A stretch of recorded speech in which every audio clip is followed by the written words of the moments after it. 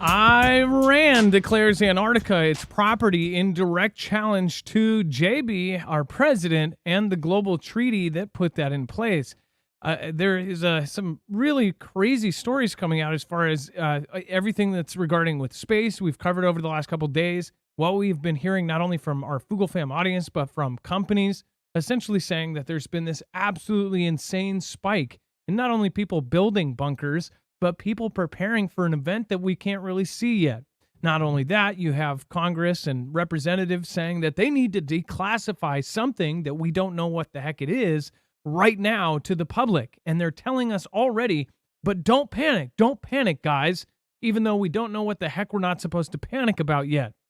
And mind you, they're giving us some subtle context that a rocket was launched on the 7th, I believe, February 7th by Russia. And they say that it may have been launching a satellite killer or nuke EMP that would knock out all of our satellites. A couple days later, on the 14th, on Valentine's Day, they did a top secret, super secret, unannounced payload from SpaceX. So they launched a bunch of satellites. We actually have more information on what they believe that those are today. And now you have news of Iran essentially saying that they declare Antarctica as theirs. This is crazy, so we'll go over this and much, much more today. In fact, this is a show you don't want to miss. Today, we're going to talk about Russian arms production. We're going to talk about Putin picks Joe and Trump and loves it. We've got hypersonic missile detection deployed. We have Russia's space weapons. We have Russia and China versus U.S. and U.K. at the United Nations. We have U.S. seizes weapons shipment. We have U.S. conducts cyber attack. Canadian troops in Latvia. Sora, OpenAI's new video algorithm, which you will not believe. What are they doing to the skies and ocean? Full-scale war buildup against Armenia, yet another country. This is World War, exactly what we thought would happen. And then Ohio, eclipse warning, and lunar lander deployed. Not to mention, we have a visual riddle we're going to show you at the very end. So stick around. We'll be right back right after this. Thank you for watching Marfoogle News.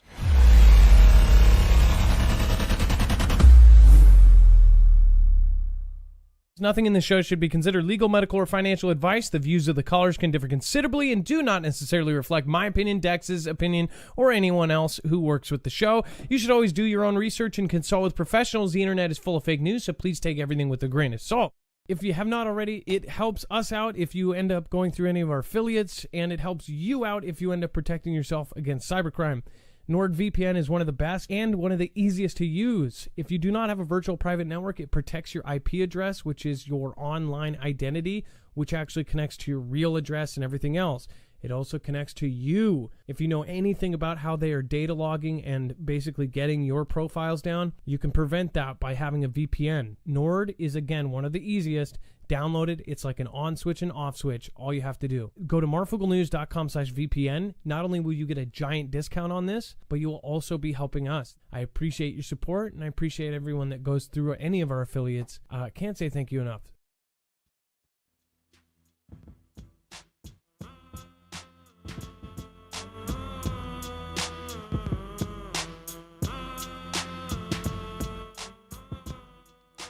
Truth Bites says Antarctica belongs to the aliens. Well, who knows? None of us have actually been to Antarctica. I can pretty confidently say that. Very few people have, and it's very regulated as far as trips to all of these different regions. It's like, it takes a special kind of person to have a reason to go there.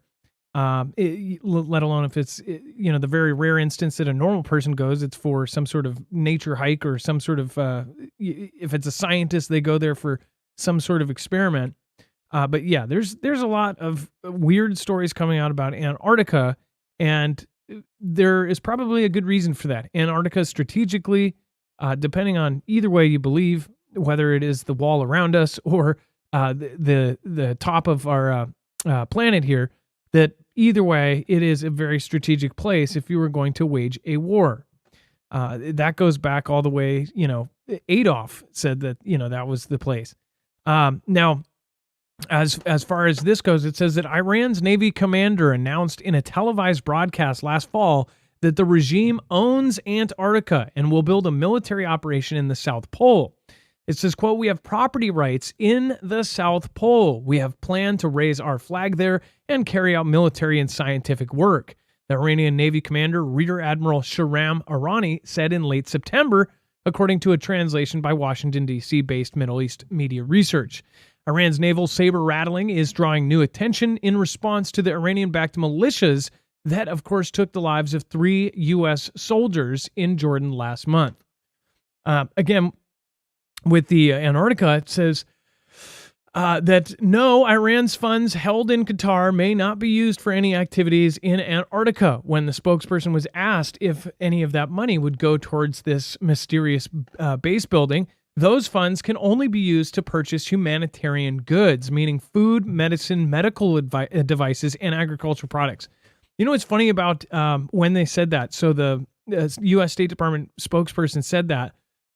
First of all, there are a lot of really dirty companies, and as far as food, medicine, medical devices, and agricultural products, there's no telling that a company like that isn't set up as a front with some sort of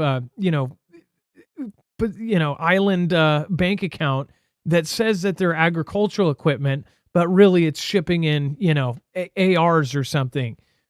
That's the thing. They have set up tons of things like that. We covered stories where a company was fronted as humanitarian, and it was actually something quite nefarious. So lots of crazy news coming out about Antarctica.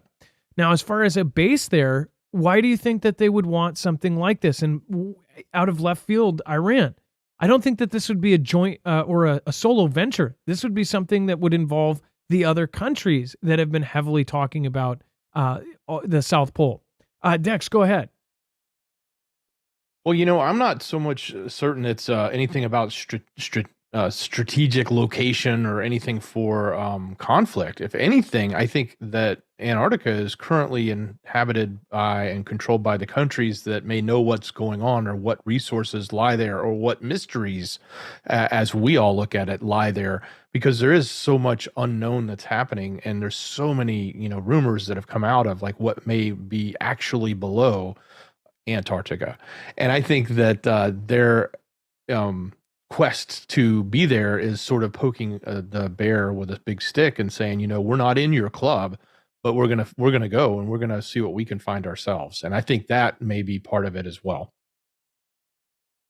Well, so do you think it's because there's secret oil drills there? Is there secret resources? Is there lithium? Is there, some secret mine of gold? Or is there alien pyramids? Everybody has a different thought about it. As far as this is this is definitely something that people will talk about.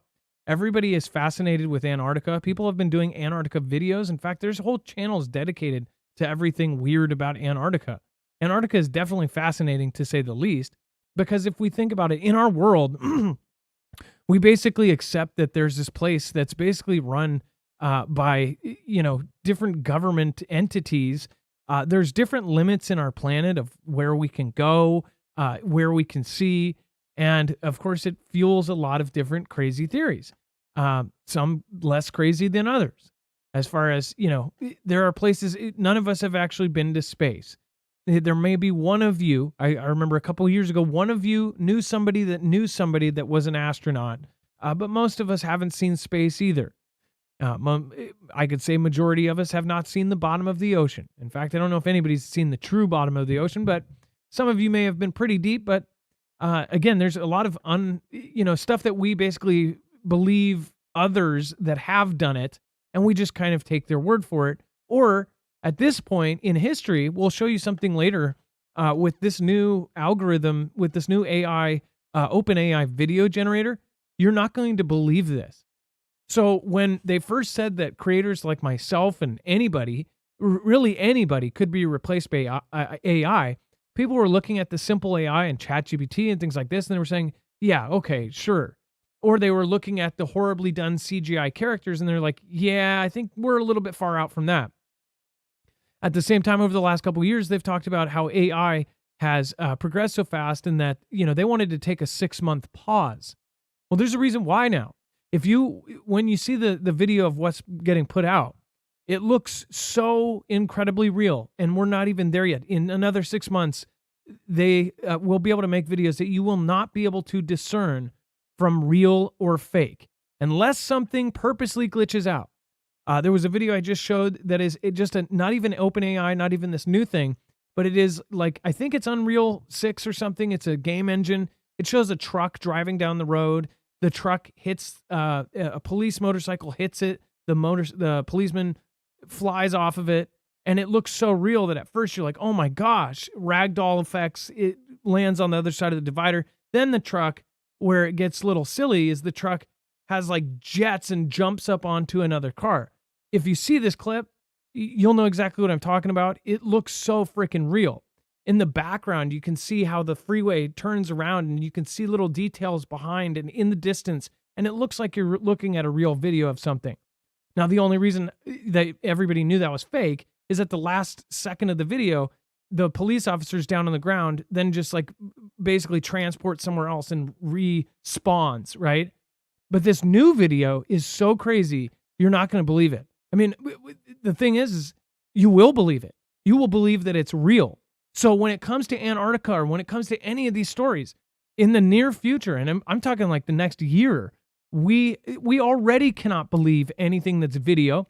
We can no longer believe if somebody has recorded somebody's voice and says, oh, this guy's an absolute, nasty person. That in the last couple of years, they had, voice messages of people, famous people come out. You won't be able to believe something like that anymore. You won't be able to believe politicians may not get blackmailed anymore because they can just say, oh, no, that's a voice clone program. The voice cloners are so good that they can take 3 seconds of a voice and then create that voice with, inflections, with accents, with everything. It has even, I just saw this yesterday, Adolf, a speech that he did back in the 40s, they took his speech in German and they took a cloning technology and they changed it, and they said, this is how he would sound. You hear it in German, his exact sound of his voice, everything, and then you hear it translated and him saying it in English. It is so accurate and so good that it's like you hear him saying. It was actually really crazy to see, because you hear how he talked to his people. It's the exact message he actually gave. I've put myself down for you. Now I need you to put yourself down for me. It was this like motivational speech that none of us that didn't understand German couldn't have understood. Like, why were so many people, into this guy? The guy, when you hear him in English, it's like, holy crap, this guy was a master manipulator, a master speaker.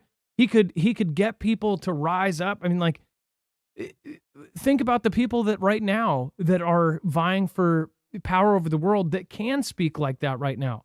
We've got a few out there, and it's kind of scary to think that if they secretly want to do some bad things, it's not going to be good for any of us. So it's getting really nuts. By the way, Neil Nelson, thank you so much. Everybody that just made it. Richard Koschmeider, thank you so much for the super. I appreciate that. Nana MT, nice to see you. I actually just played one of your songs the other day. I have it saved. I think it's like number 38 or something. But I was thinking about you the other day, and I said, what's going on? So I don't know if you saw that.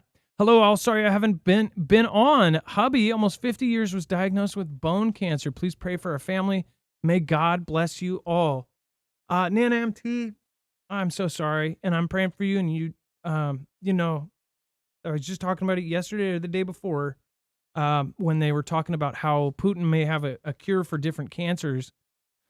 That I've lost a lot of people to cancer, most of them under 40 years old, and it is not fun. But I have also had about 5 or 6 friends that have survived it, and one of them is going on 14 years clear of it. So there's always faith. There's always hope. Bone cancer is, I understand that that's probably one of the bad ones because it's at the base of everything, but there's always hope. So I hope that you're doing okay, Nana, and I appreciate you stopping in. Kay Parker Fraser, thank you so much. Again, Carol, Awaken 1979, Bones and Tump Show, and everybody else here, thank you, and thank you. Yes, cancer sucks. It's just, yeah. I think everybody has their own opinion on how much it sucks. Most everybody here has probably known or lost somebody close to it. And it's crazy to think that they're talking about people being able to just switch bodies, like Elon switching downloading your brain and putting it in somebody else's body. Uh, People with cancer will just be able to download their brain and put it into somebody else's. Can't imagine how that could go wrong. All right, well, so from Iran and Antarctica, let us know what you think. Over to Estonia. Dex, do you want to go over to Estonia? A lot higher than we expected. What's going on here? Yeah, so this is coming out of some intel, or at least statements coming from people, the Estonia Defense Ministry, and they've been in the news a little bit here lately. But they're talking specifically about the output of production coming from Russia as it relates to their military production. And they thought, look, their total defense spending is now up to 7.5% of their GDP, which is pretty significant. They've, transformed their defense center. Putin claimed this month that he's got 520,000 new jobs that have been created around the military industrial complex, now employing an estimated 3.5 million Russians, or 2.5% of the population. And then Putin was also visiting one of the big, large tank manufacturers. I'm pretty sure it's the one we've covered before, that's just cranking out more tanks in a month than we pretty much do in a year. And the key quote here is, they said, quote, and this is coming from the Estonia Defense Minister, "We still haven't seen where Russia's breaking point is," end quote. Basically, 1/3 of their national budget is going on military production and on the war in UKR, but we don't know when it will actually impact on society. So it's a little bit challenging to say when this will stop. In other words, they all expected him to run out. They all expected him to reach the breaking point. They didn't think he would last a year. They didn't think he would last many months. And here we are, well beyond that time period, and his output is just continuously flowing. Armaments, tanks, ammo, even sourcing them from others like North Korea and Iran. And there's no end in sight at the moment. And I think that's pretty insightful. Not insightful, but it's a big statement coming from Estonia. It's not the same as we've heard, like, hey, we're expecting them to invade us any day now or any year now. We've heard that. That's come from everyone, including Estonia. But this is a pretty key point that I think is worth understanding, is that, the fact that they all expected him not to be able to withstand the long battle in Ukraine, thinking that NATO would be able to outlast him. There's no sign that that's even coming close right now. Well, and also look at what, so everybody's talking about the series of videos that have been coming out from Tucker. In fact, many people find it strange that all of the stuff with the missiles, everything that's coming out about the space nukes and all of this, is coming out right after the series of videos, essentially showing people, and I believe many people had no idea. I see a lot of comments of people saying, I had no idea Russia was like this. I try to look at it from both sides too. I just said the other day, and I knew I was going to get some people that just absolutely hated me for it. But I said, I do like Tucker. Half the people call him a shill, half people call him this, how they say controlled op. They say all that. Either way, you can't help if you like somebody, you like somebody. If somebody can prove to me that he is, I would totally not be surprised. But at the same time, I look at it from both angles. As far as everybody that's saying the videos that he's putting out, I told Dex, I said, well, one of the places he showed the train station, right? That train station is actually one of the largest bunkers in that country. So I'm not surprised that it has beautiful artwork and that it is absolutely pristine, because they have a current budget that's actually keeping that area up. So I don't think that they're trying to deceive. The grocery store is one of the biggest malls. The grocery store they show, a lot of them do work like that, where you go through the mall to get to the grocery store because they want to sell you stuff. It's their kind of their marketing and things like that. But that's also one of the nicest malls there. Moscow is also a whole lot different than, say, Siberia. There's places there that are not as nice. There's places there that are not that great. So is it a deceptive tactic, him saying, like, look at how nice it is here? Could be. Or maybe it really is that nice. A lot of us haven't been to Russia lately. But, now there's this argument there was so many comments on the last video that said, basically, because people now are so distrustful of their own gov that they're looking at the comments by Putin, the Tucker, all of this, and they're saying, well, I believe Putin. Putin's still a bad guy. Putin's not a good guy. He's ex-KGB. They know what they're doing. But at the same time, people are so done with the BS here that they're literally, going, hey, this is the lesser of two evils here. And that's a crazy, sad place to be in, where we're looking at that and saying, man, they have it good over there. People are jealous that for about $100, you can get by for a week in groceries. $400 a month, you can buy your groceries. If that is true, which is that is what he covered. But then after he does all this, and then all of this stuff comes out, a lot of people were surprised by the cleanliness, the lack of homelessness and that. But I'm also thinking in the back of my head, well, yeah, they also have, whole different set of rules there too. There's also things you can't do. So you sacrifice certain things for peace and tranquility and cleanliness and whatever else.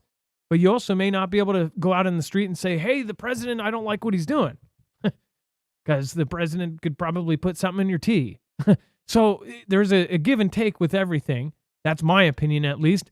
As far as them producing, I think we were fed a whole lot of crap, basically, that they were going to fail and that they were going to do this. They've got a whole network of no-limit partners right now, adversaries that have been living on their own for a very long time. They know how to get things done. They know how to get things done on the black market.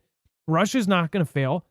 If there's anybody at risk of failing to get through this whole world war, it would be us at this point. And that's because there are people that are even inside our own ranks that are sabotaging. I mean, you cannot avoid saying that with ex generals that said, hey, China, by the way, if we nuke you, don't worry, I'll call you 30 minutes prior and give you a heads up.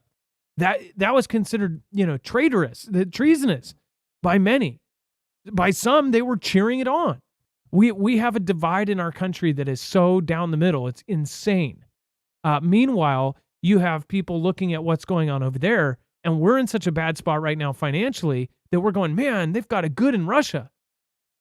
Where are we at where we are literally going, man, it looks like, man, I want to move there. That's really sad. And I don't think people realize how bad it is that we're all looking at Russia going, man, it's all clean there. There's no crime. There's nice stuff. If that is the truth, that would be really sad if we're all jealous of that, considering we're the greatest country in the world.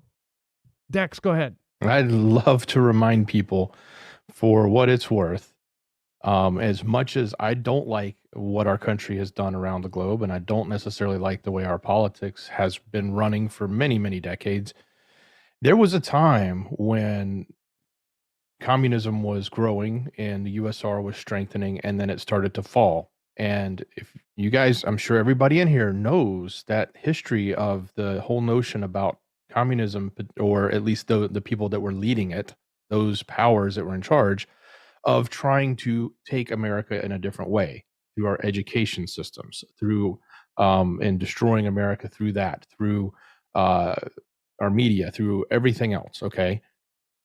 Remember that it all goes right back to the same people. And I don't mean the people that live there. I'm talking about the people in power that are in Russia right now. So while the nice, shiny little thing is flashing, it says, oh, look, Moscow's so pretty, and we're fed up with what's over here.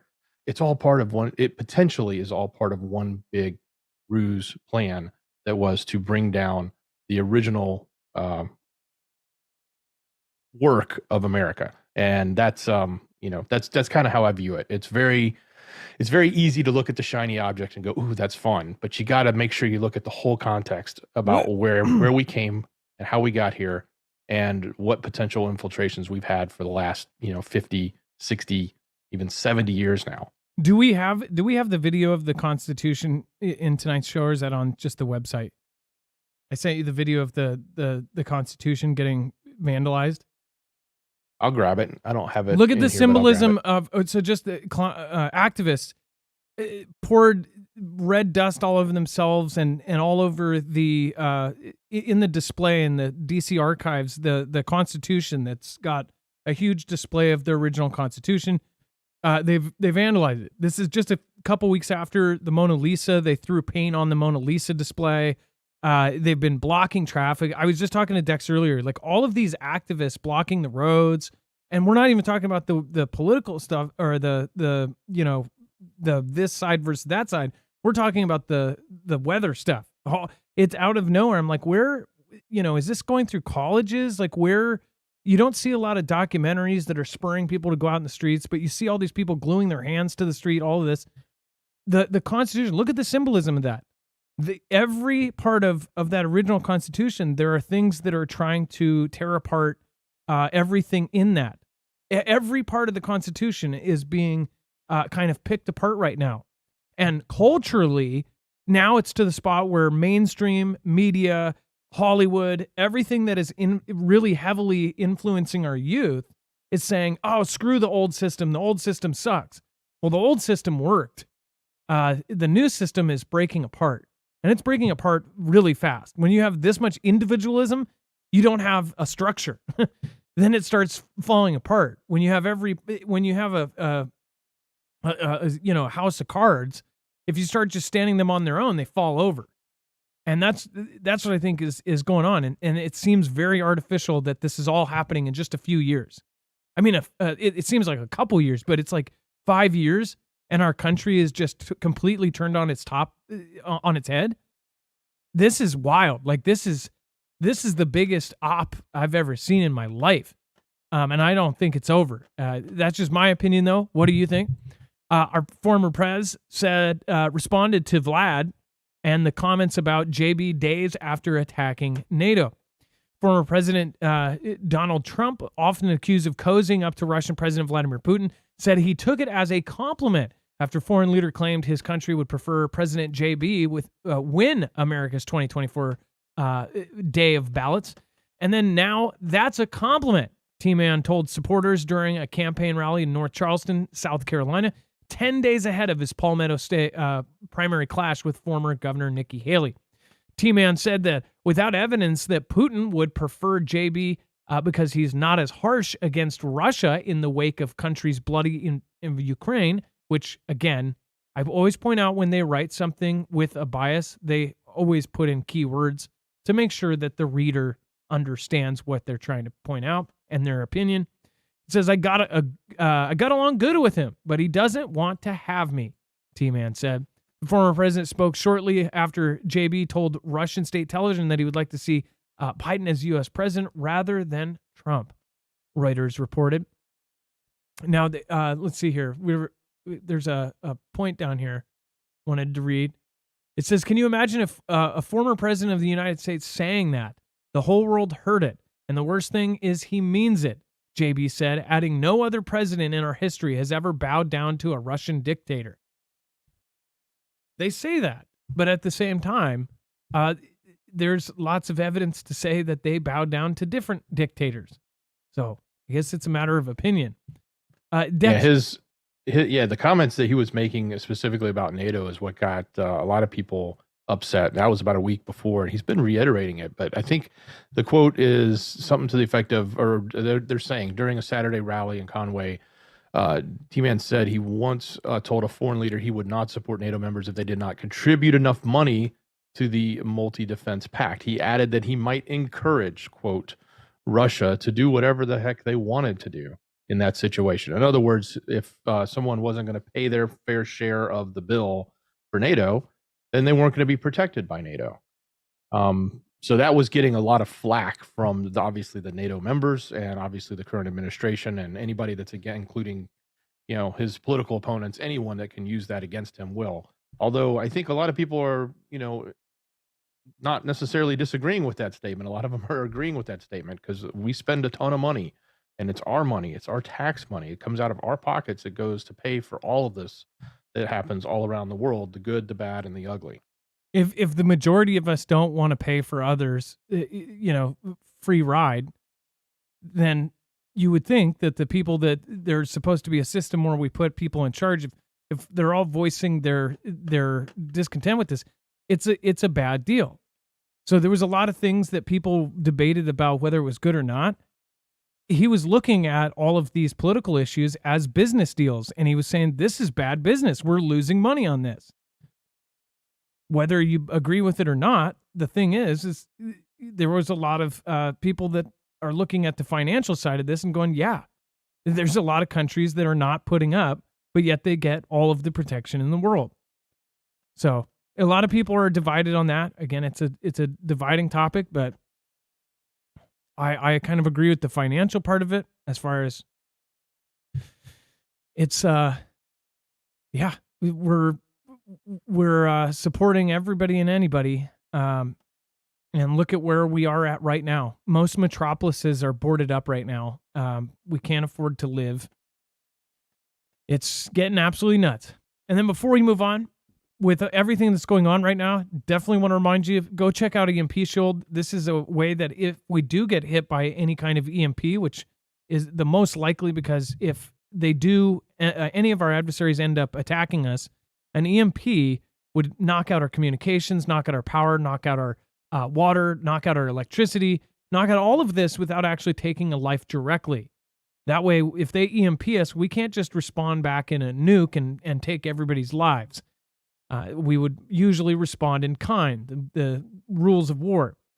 So as far as this goes, not only is it one of the most likely, it is also the most prevalent in all of our adversaries. Almost every one of our adversaries right now that is already saying that they hate us, they all have this capabilities. Even the ones we didn't expect to, countries like Russia actually gave it to them, like North Korea. This can protect you, and if everybody had this, it wouldn't even be an issue. If this was across our entire grid, we would not have an issue. Unfortunately, we are not in the position where this is across our grid. In fact, only one county out of all of our country is hardened against an EMP strike. Not only that, this protects you against a CME or a Carrington-level event from the sun.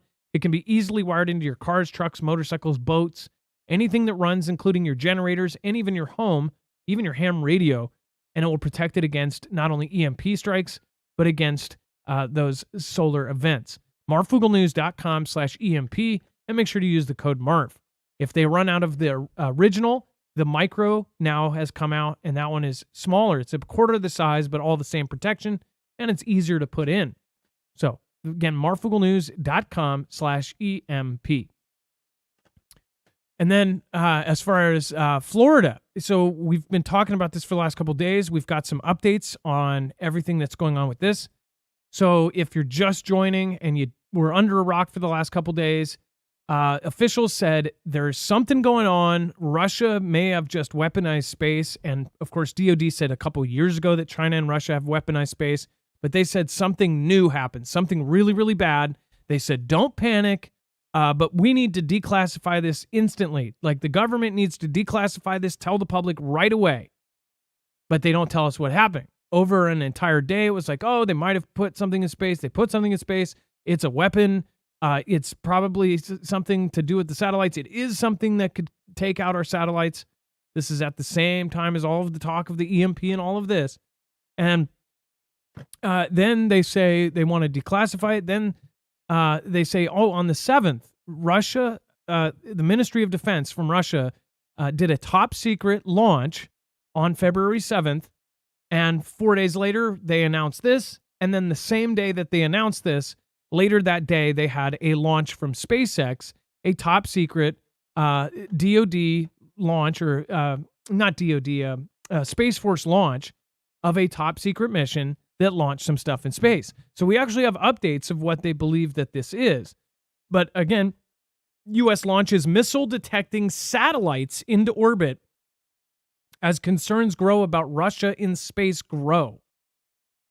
I'm sure there's going to be everybody that doubts all of this. But again, if there's truth to this, then people should really pay attention right now, because the first thing they do is they try to turn off communications and they turn off the lights. It's 101 for any military move. Communications and power. Dex, this is what they're saying. Yeah, so they're telling us, at least I think this is all part of the Calm the Public tour. And they did some updates again today saying, oh, We shouldn't be talking about this in public. Nobody needs to be upset about it. And oh, by the way, what we did launch were these a pair of satellites that are meant to detect hypersonic and ballistic tracking of launches from our adversaries. So yes, good thing. We should have that. We think that's important.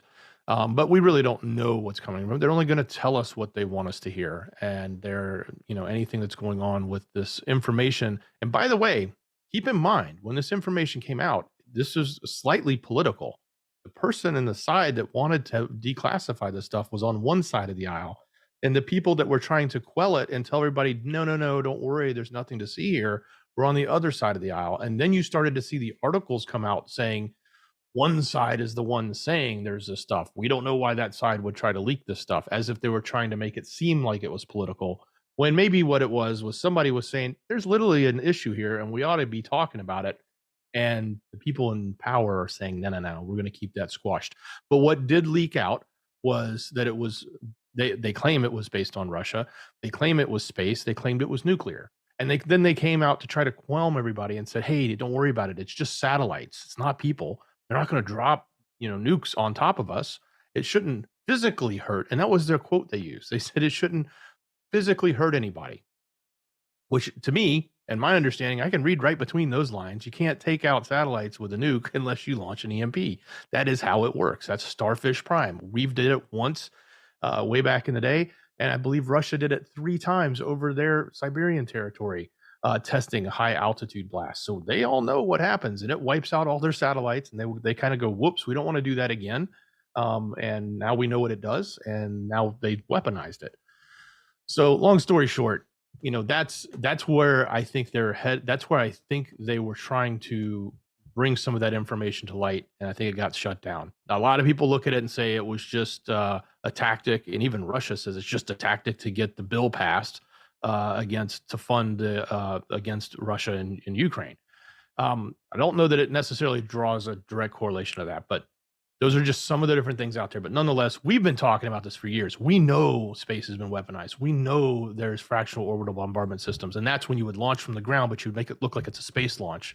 And you're trying to put something in orbit, and then you launch an EMP. So you do that in a hidden way, as opposed to a traditional ICBM that they can readily detect as a ICBM, as opposed to a space, what would look like a traditional space trajectory. Anyway, lots of stuff happening here that's being hidden, I believe, and the wool's being pulled over our eyes. And Adam, you want to talk about that tweet? Because that's pretty funny.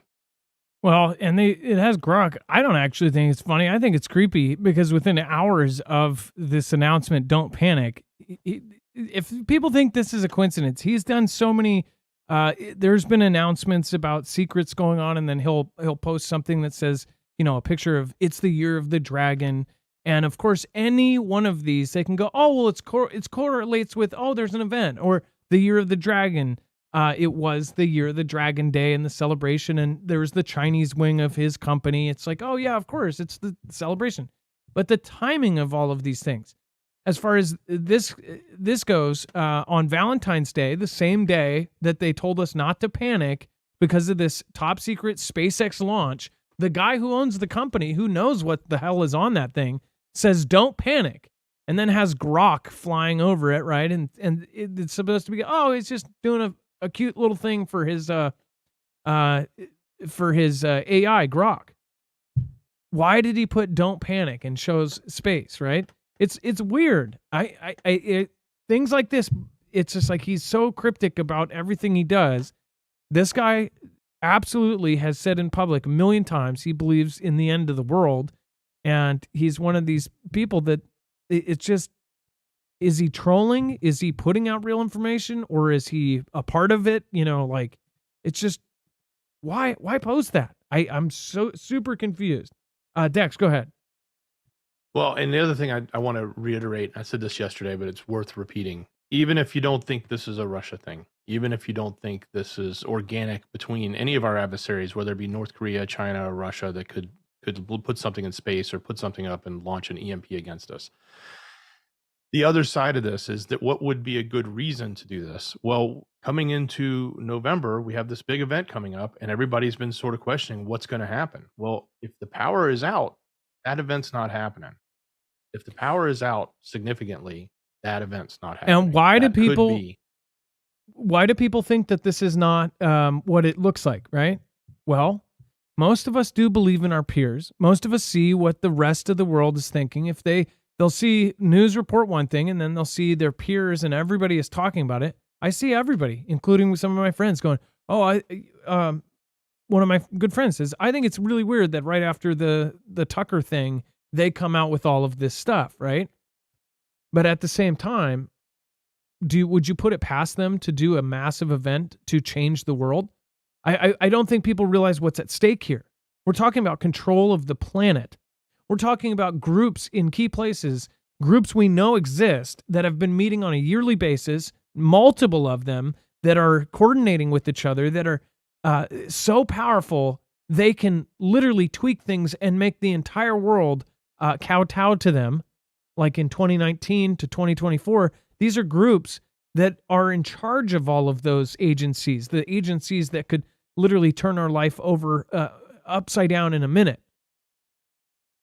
Even if you think that, oh, well, it's all part of this whole thing, then yeah, I would be even more concerned. How do you think if you believe, and a lot of people in your heart believe something was wrong a few years ago, could they do the same thing? Magically, everybody's gets and everybody has to stay at home or something? I don't think so. I think it's got to be different. And what if, but this is too obvious. They wouldn't do that. It looks too obvious. Really? Because I don't think they care about being obvious, because as long as they can say, oh, you're crazy. You think that the whole world is doing this thing, but okay, sure, cuckoo. They have the media, they have the Hollywood, they have everybody behind them, they have celebrities, they have the most influential people in their pocket. It doesn't matter. They have peer pressure. They have the main people. And even if you have somebody telling you the absolute truth, if you have 10 other people yelling at you going, you're an idiot, you believe that? You don't want to look like an idiot. You're like, well, they're saying you're an idiot if you believe that. If you hear it, what was that? It was a German quote. I think it was Goebbels that said, if you tell a lie, a big enough lie, if you tell it enough, people will believe it.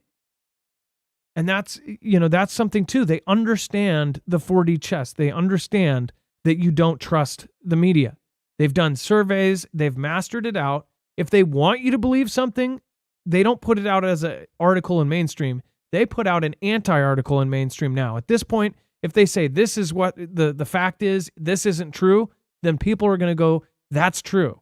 They're saying it doesn't exist. I don't believe it. I don't believe mainstream. Do you think they don't know we don't trust mainstream? So they can put whatever they want and we'll believe the opposite. It's a very simple concept. And I think right now, the people on Twitter and everybody else that's thoroughly agreeing, like, Tucker's doing this, doing that, and blah, blah, and now they're coming out with this. I think it's nothing.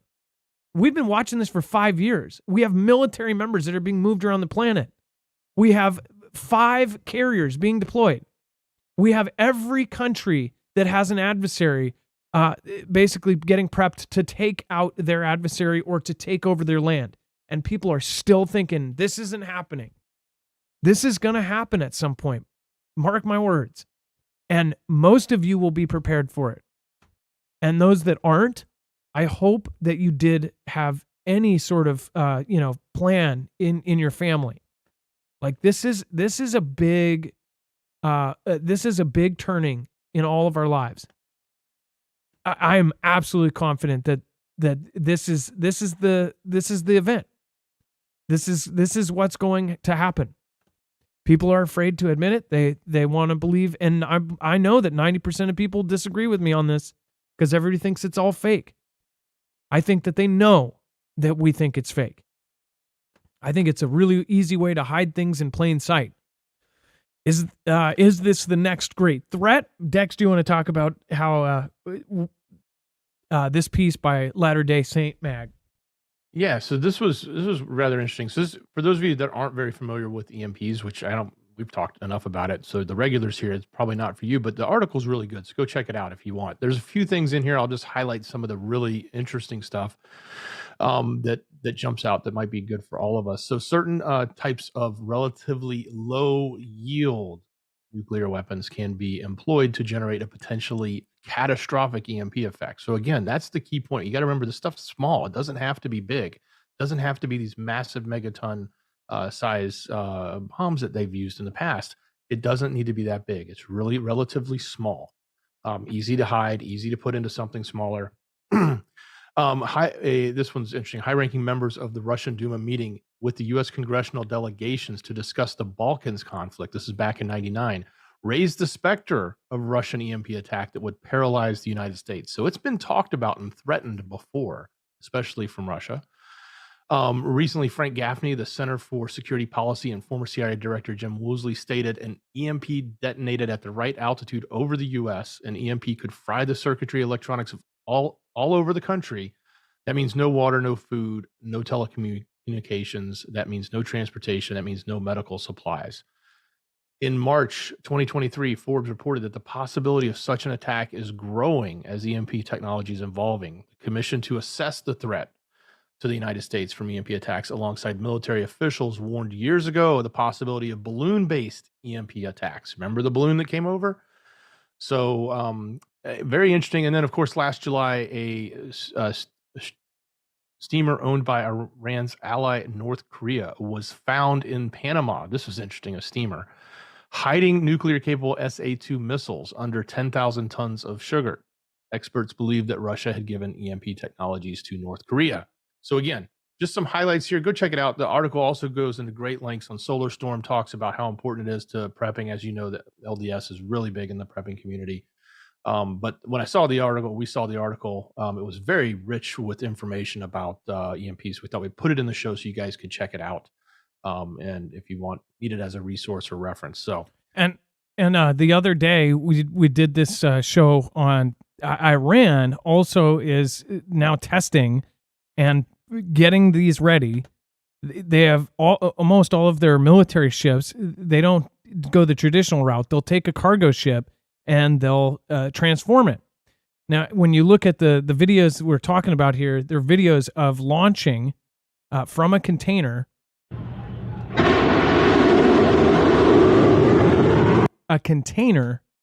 that can be put on any cargo ship. As far as this one actually has helipads and things like that, but it still has all of the gear and the hookups to where they can place the containers and lock them into place.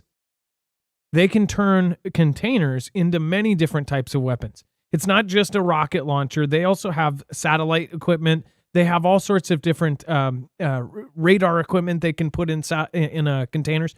They could have 1,000 containers lined up and have, artillery. They can have missile launchers. They can have drone launchers. They could have radar. They could have defense systems, all in containers, roll up on a cargo ship, and you wouldn't even know it. Now, obviously, these things are being tracked, but they are coming up with ways to jam different trackers. And that's one part where if they work together with China, which they are, they could go, oh, well, I need this to be able to get close. Okay, well, we'll jam it. You head right in there and get right in their port. Or they can ship those containers anywhere, control them from anywhere in the world, and launch remotely. We're not exactly set up. If somebody was in the San Diego port, launches a missile, how fast can we knock it out of the sky? Can we knock it out of the sky before it does a small arc and hits LA? Probably not. As far as the other tech and all of the stuff that they're talking about this with the EMP, the balloon, almost everybody has, every single story that's come out, they've kind of gone this direction like, it's just a distraction. I think it's really easy for us to say everything is a distraction. I think it's really easy for us to doubt everything that comes out. But if you doubt everything and don't prepare for anything, what position will you be in when they're saying that these 40 things are happening and you say, oh, none of these 40 things are happening? I guess that life is perfect and we're never going to have any bad events in our life. Then what position are you going to be in when this happens? Or they're saying at least 40 different bad things are on its way.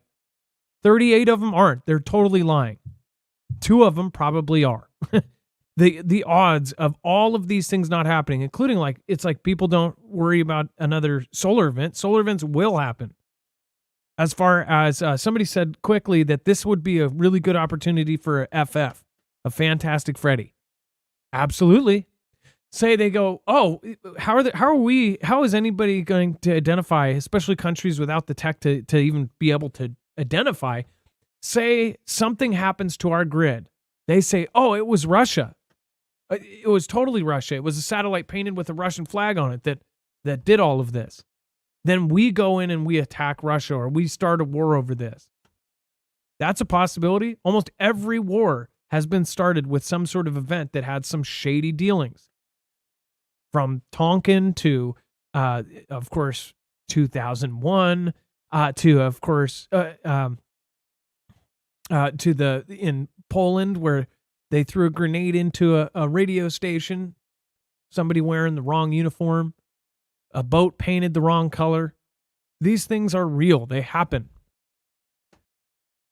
It goes down to the root of all of it, that people don't believe that they would, take all of these lives or destroy infrastructure. I heard a lot of people saying, well, why would they spend trillions of dollars on all of this 5th generation cell tower tech and then destroy it? Why would they spend the money and then destroy it if they were going to invade or do this or that? That's just stupid. Because they can rebuild it. What is more valuable, the trillions of dollars they spend on the tower tech or control over an entire country? I think they would go, well, we can rebuild the towers. If we get that power, if we get ownership of a country, that's long term. They can build towers over the next decade. The power you get from controlling a country and having control over land, that's way more powerful. They'll get those $10 trillion, $50 trillion back in no time. So I don't think that there's no doubt in my head that, something is definitely going on right now. Look at all the deployments. Just look at what is obvious. They're telling you the obvious isn't true, and people believe it. Russia and China clashed with the U.S. and U.K. over attacks on Yemen, the rebels for strikes on the Red Sea ships. I actually talked about this before, but real quick, I do want to, again, thank you guys. Thanks, John Taylor. Thank you for the support. Uncle Iro, no matter what they try to do, if you're a child of Jesus Christ, they can't touch your soul. Ezekiel 18:32, for I have no pleasure in the death of anyone, declares the Lord God. So turn and live. Uncle Iro, hey, thank you for, again, showing up almost every night. Thank you so very much. Gabby B, thanks for the information. Marf and Dex, always greatly appreciated. And Stephen McMahon says, Mar-a-Lago raid was to find a binder, proof of treason on several politicos, not all Dems. Orange Man had literal traitors in his own cabinet. Stephen McMahon, I don't think there's doubts that half of the people that he had that didn't last very long were not good guys. I don't think there's a doubt that almost all of these people that are billionaires are bad in one way or another. Firmus Paradox 1, thank you for your support. And then Mr. Helmet Guy, I love what you're doing here, Adam. Hey, thank you. Mr. Helmet Guy, thank you. Let's do a quick roll call before we move on. Just do, of course, just a general state or province. Where are you from? Nice to see you, Fugel fam. Captain Opana, nice to see you here again. I actually recognized today and a couple days ago, like I shared a couple of my opinions that, like, I don't try to cause that problem. I'm never the one, like, trying to go against the grain in a room full of people just to cause something. Like, I don't. But I have been sharing more of my own beliefs because I think at this point, we're kind of in end game right now. And I think people do need to hear what people really think. And people are afraid to go against what 90% of the community wants to say. Like, if the community says this, then people will feel like they're going to be called out if they go against that. And I think people just need to be true to their gut and to their intuition about what's going on right now. I think something really big is happening, and I believe that. I've believed it since I started this, and I truly believe that we're in trouble. We've got London, UK, South Texas, I Secure You. What's going on? Mr. F, Flock of Black Swan. We've got Iowa in the house. OHIO,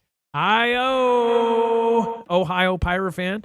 We've got Robert Arias, SoCal, in the house. We've got The End Is Near from San Antonio. Apocalypse Anthem. See how far we've come. Randy, man, it's crazy. Margie Clissold, middle of Idaho. We've got Kansas City, sleeper cells everywhere. That's true. No shortage of accusations from everywhere. Orange Vanilla Sky, New Haven, Connecticut. James Damron, you made a comment earlier and I forgot what you said. It was something about, it was like before the show started and I did want to respond to it, but now I forgot it. You said something that I did kind of agree with and then I wanted to make a point on, but now I cannot remember. Thank you for everybody watching over on X. Thank you for everybody watching on Rum. And Mark Obi-Wan, thank you. Colorado in the house, Connecticut, Texas, Florida. We've got, again, another London in the house, Texas, Owensboro, Kentucky. We have so many great people from all over the country.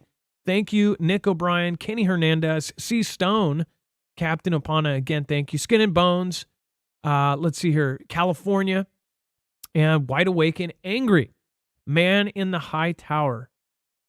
Is that, I feel like, is it called Man in the High Tower? I thought it was called something else. If you haven't seen that show, man, the tearing down of the statues in that show, that was filmed before the huge outrage of everybody trying to tear down all of our historical statues. I mean, look at what, you got to watch that show. Dex, did you ever get to watch Man in the High Tower? Yeah, I've seen it. No, Man in the High Castle. That's what it is. Man in the High Castle. Did you watch the whole thing, or were you able? It might not have been your thing. I don't remember. I've watched enough of it. I probably made it through. It was like, was there more than one season? Because I know I got through one season. There's 4 seasons, and I watched it. I got through at least one. I watched it from beginning to end. I loved the premise of the show, the idea of it. Basically, that show is as if Japan and Germany won World War II. It's an alternate reality, and I'm not going to spoil it because there's something there that it's kind of like the end of Men in Black 2, where they show marbles, where the world is actually a marble and we're on somebody else's table and we're part of a marble game, where it puts it in perspective like, whoa, what if we were that? That show kind of puts out a premise that's like, oh my gosh, what if? And it kind of brings in, something that could be like, oh, maybe that's why Mandela effect is there, that there's like alternate realities at all times. It's very freaky. I think if you watch that show not knowing anything and really give it a chance and watch at least the first 3 or 4 episodes, that you will be hooked like I was. It also has hidden messages in a good way. It shows you a lot of stuff that's going on right now. It's actually very freaky. Go watch it. Tell me what you think. It's on Prime. And it's a Prime, I think it's a Prime exclusive. One thing I have noticed about Prime, and this is really weird because Bezos is the guy he is, a lot of Prime content, they have a lot of stuff like The Patriot, this, that, these shows that are these plot lines that they really don't have on Netflix or any other of the others because it's not popular with the mainstream. Kind of surprised by it, actually, especially since Bezos is from Seattle. I don't know what Bezos really is in real life. I bet most of these guys are hardcore conservatives, but they hide it for their DEI. And then so back to this, and this is kind of important because we talked about this over the last couple of weeks, and I told you guys about the self-defense strikes. And my honest opinion on that was they were striking different targets, and they were saying, well, this is a preemptive because we think that they're going to attack from this or whatever. Well, now they're all clashing. They're basically saying, you guys are just striking targets all over the place. And they are accusing the United States and Britain, of illegally attacking military sites used by Yemen's Houthi rebels to launch missiles at commercial vessels in the Red Sea, disrupting global shipping. U.S. Deputy Ambassador Robert Wood and U.K. Ambassador Barbara Woodward countered the Houthi attacks are illegal, and proportionate and legal action against the Yemen rebels are being taken in self-defense. But again, it's kind of like, there's a bully at school, and today he's about to punch you in the face. So you have a lawn-mounted surface-to-surface missile, and you're like, this kid's definitely going to punch me at lunch. So I'm just going to send a missile over now. Because you know he's going to take your lunch money. Might as well take him out now. But he hasn't done the actual crime yet of punching you in the face and taking your lunch money. That's the argument, at least, right? It says Woodward said the Houthi attacks are driving up the cost of global shipping, including the cost of food supplies and humanitarian aid in the region. One thing I have heard over and over again, though, people are yelling back at this going, no, you know what's driving up the cost of global shipping, food supplies and everything else? All of these corporations that are in charge that are screwing with us. McDonald's charging $18 for burgers. This was in the news recently. And they're saying, oh, well, we're just going to lower the prices. You can? We thought you were forced to do it because of all of these things, right? What if they just lower it half price and they're like, oh, we're still making money? That's weird. You know, like all of this inflation, everything else. Why do you think it's happening? A lot of folks think it's purposeful. But Russia's Deputy UN Ambassador Dmitry Polonsky and China's UN envoy Zhang Jun argued that the UN Security Council never authorized military action against Yemen, which is technically true. The clashes came at a council meeting where UN Special Envoy for Yemen's Hans Grundberg said that promising efforts to restore peace to Yemen have been slowed by rising regional tensions linked to the conflict in the Strip, and in particular, military escalation in the Red Sea. Since November, the Houthi rebels have targeted ships in the Red Sea and demand a ceasefire in Israel's offensive in the Strip.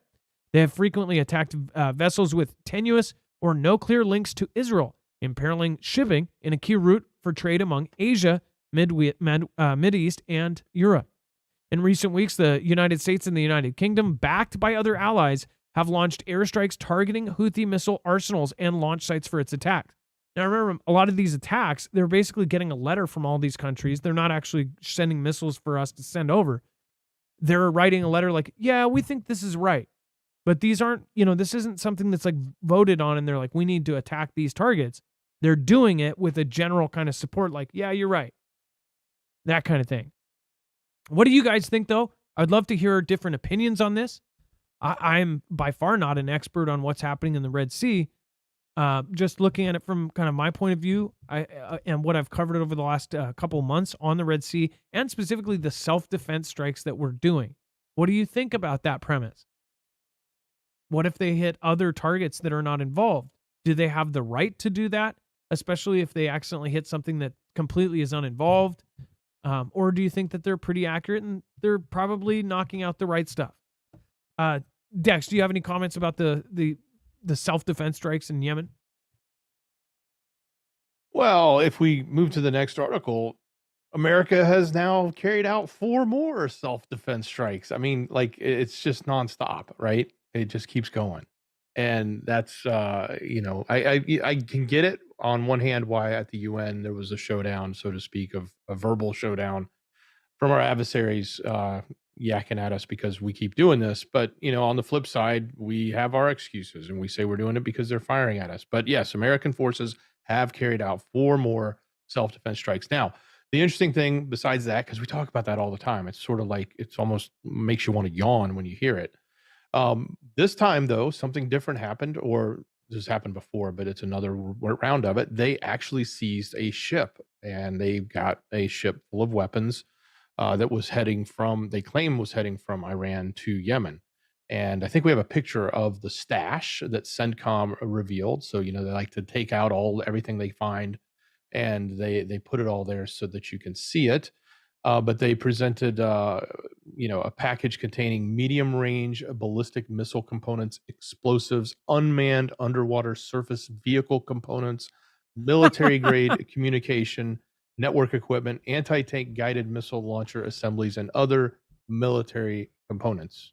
They have explosives with even if you can't read their language or English, they have a little diagram saying boom. Oh man, they really just write explosives. I don't know why I think that's so weird. I would think that it would just have I don't know, not like a you'd want to know made. that though. If you were like loading and unloading the ship and you don't know what you're doing, Well, I you think would you think kinda that wanna if you know. have explosives that you would know what they look like. Like, are there people that are like, y- are there people on the boat that have no idea what they're dealing with? Like, y- who's on the boat that doesn't know what their mission is? Like, I don't know if you see, do they think it's cocaine? Like, what would this be? I mean, their daily, their daily thing is dealing with weapons. I don't know. I guess Well, they they're didn't not think it was college paper grads, right? towels. Yeah, they're not. It's not teepee. Oh, somebody put gosh, this is a lot of sugar. Put that in my coffee.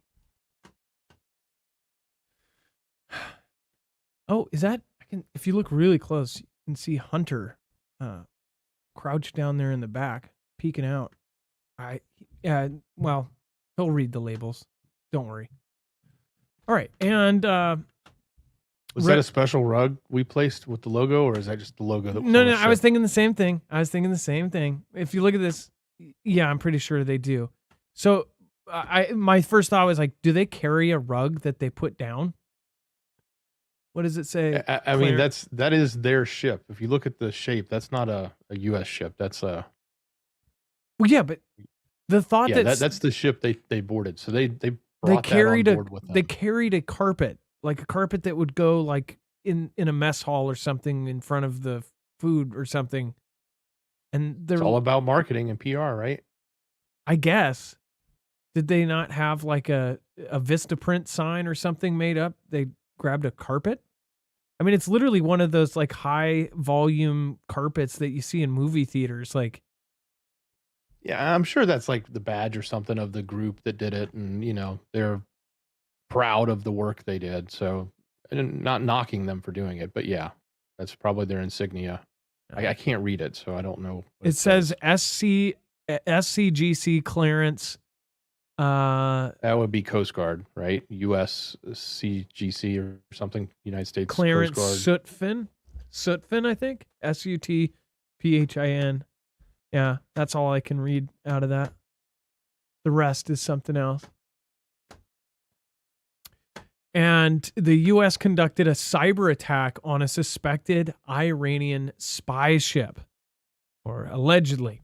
The United States recently conducted a cyber attack against an Iranian military ship that had been collecting intelligence on cargo vessels in the Red Sea and the Gulf of Aden, according to three U.S. officials. The cyber attack occurred more than a week ago and was part of the JB administration's response to the drones attacked by Iranian-backed militias. Here's one thing that I think is kind of weird. So you guys know I've pointed out how it says according to three U.S. officials. Like, who did they call and say, hey, they're basically telling them top secret information, first of all, and then the news is putting this out that the U.S. hacked Iran. This is obviously something that if Iran knows that the U.S. hacked it, maybe they already knew. Maybe it's something to where like they knew that it was the U.S. But if we just straight up announce it through our mainstream media that we hacked their spy ship or hacked their ship, wouldn't that call for some sort of retribution? My point is, there's always two or three. They don't want to be named, so they don't get retribution. But that means that every single day we see a story, and there's one at least every day, where an official wants to stay on the terms of anonymity, so he doesn't get retribution. That is somebody who is loose lips. They are doing something that's treasonous and telling state secrets. This happens on a daily basis. And people think we have a good system here. If we had a good system of everybody keeping tight-lipped, you would never hear that ever. You would never see. We've talked to 4 people that spoke on the condition of anonymity so they didn't have retribution. Or they were told to leak this to the mainstream. And that's what happens. Yep. 9 times out of 10, they're told to do it and to do it unnamed and say that they can't be sourced, but they can give the information out because they want to control the narrative. They want to say it. They want to put it out there, but they don't want to have to put it out there officially or tie it down to any one person. Yep. Otherwise, especially if there's a group of 5 guys and they say, we talked to 3 officials, it's like they would be able to lock those guys down and go, hey, we're going to charge you.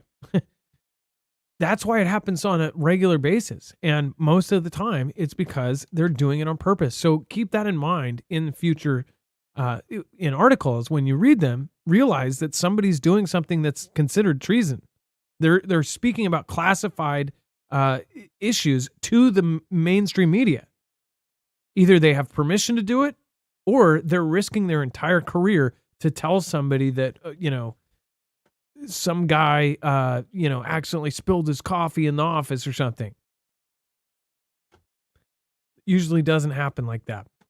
Before we move on, if you don't have a backup generator, this is our recommendation as far as a solar generator. As far as Rick Jones, sheriff that just went to the really huge conference of the 3,300 sheriffs, he specifically told people to get a solar generator, and most people are starting to understand why. If we do get our power knocked out, if we have an EMP, if you have a protected Energy Flex 1500 or a Flex Tactical like these, you'll be able to get power, unlimited power from the sun, and you won't have to depend on gas stations. Again, if you have hundreds of barrels of gas, or if you have hundreds of gallons stowed away that will last you years, that's awesome. But most people don't. And if our power does go out, that means the pumps will also go out. That also means our water will go out. Most things will go out. If you don't have, hundreds of barrels of gasoline to last you years, then you're going to be reliant on gas stations or somebody else. This, all you need is solar panels and the sun. You will have unlimited power coming in, or just during regular times when there is no disaster, you can just charge this from charge this from your wall and keep it as a battery bank. And then when your power does go out in a storm, you can use it. It's silent. Nobody can hear it. You can't hear it from the next room, let alone from 3 blocks away. And it can be run inside your home. That way you can be a gray man and nobody will know that you have backup power.